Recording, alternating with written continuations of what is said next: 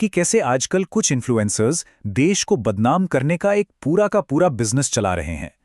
इसी नैरेटिव को broken India यानी टूटते भारत का नाम दिया गया है। हम यहाँ किसी भी राजनीतिक पक्ष की तरफदारी नहीं कर रहे हैं, बल्कि पूरी तरह से न्यूट्रल होकर यह समझेंगे कि यह मीडिया स्ट्रैटेजी आखिर काम कैसे करती है। तो चलिए बिना किसी देरी के शुरू करते हैं। शुरुआत होती है एक बहुत ही तीखे और सीधे सवाल से।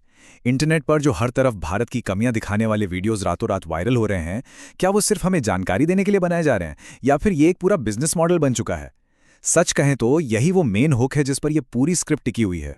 अब इस एक्सप्लेनर में हम 5 मुख्य पॉइंट्स पर फोकस करेंगे। पहला, ये ब्रोकन इंडिया नैरेटिव आखिर है क्या। दूसरा, सेलेक्टिव आउटरीच यानी चयनात्मक आक्रोश की स्ट्रैटेजी। तीसरा, दुनिया भर में इसका क्या असर होता है। चौथा, इस नेगेटिविटी के पीछे का अर्थशास्त्र क्या है। और अंत में मीडिया को लेकर हमारी जागरूकता। तो चलिए सबसे पहले बात करते हैं द ब्रोकन इंडिया नैरेटिव की और समझते हैं कि ये इंफॉर्मेशन वॉरफेयर का दावा आखिर क्या है।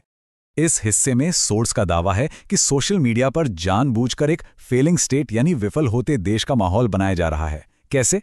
कुछ खास तरह के विजुअल्स का इस्तेमाल करके, जैसे सड़कों पर फैला कचरा, खचाखच भरी ट्रेनें या ऐसी हेडलाइंस जो चीख चीख कर कहती हैं कि पूरा सिस्टम कोलैप्स हो चुका है।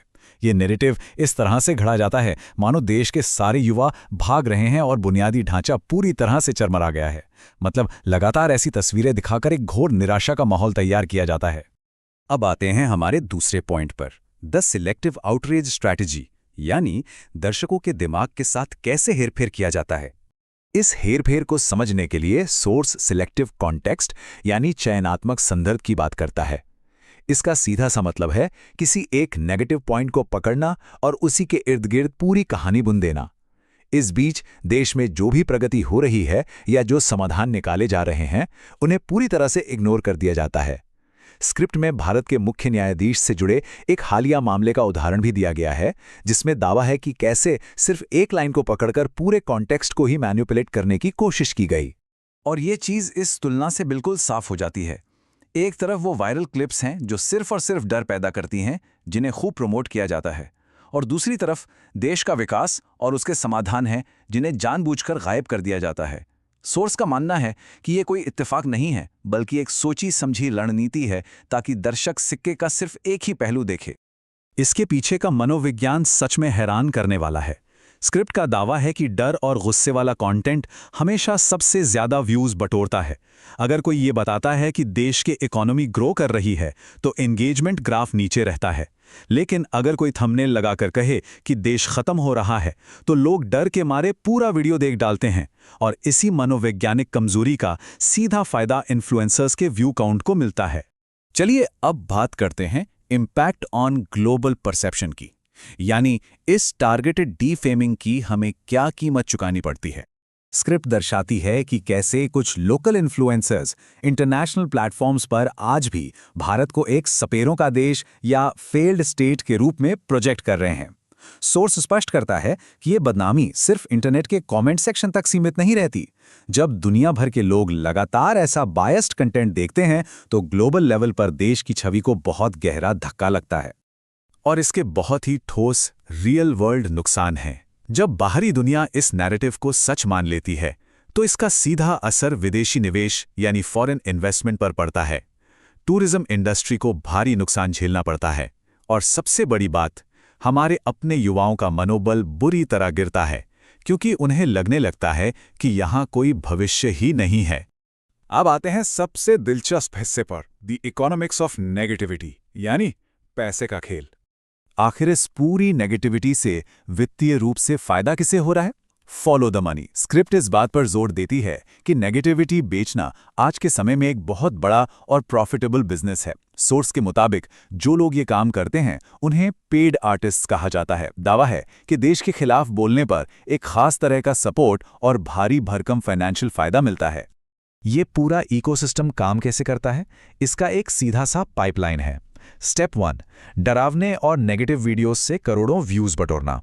स्टेप 2, उन व्यूज का इस्तेमाल करके बड़ी बड़ी ब्रांड डील्स क्रैक करना।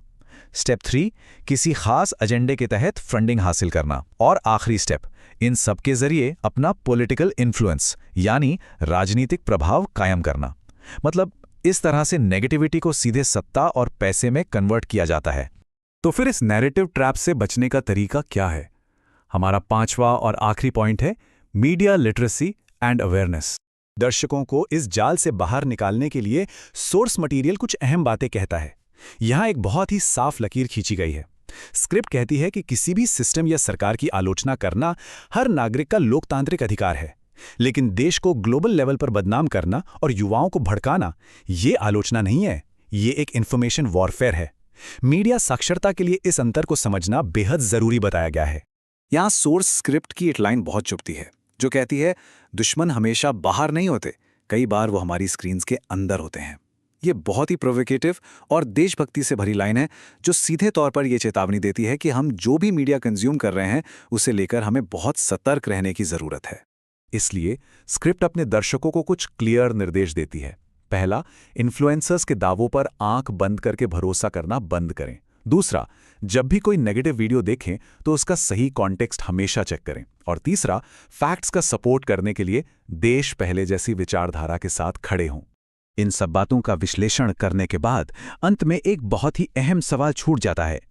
क्या इन्फ्लुएंसर्स के कंटेंट को हमें बिना सोचे समझे मान लेना चाहिए, या अब वक्त आ गया है कि हम हर वायरल बात के संदर्भ पर सवाल उठाएं?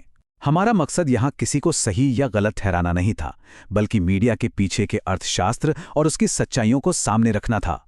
अब ये सोचने वाली बात है कि अगली बार जब कोई सेंसेशनल वीडियो स्क्रीन पर आए तो उसे किस नजरिए से देखा जाए।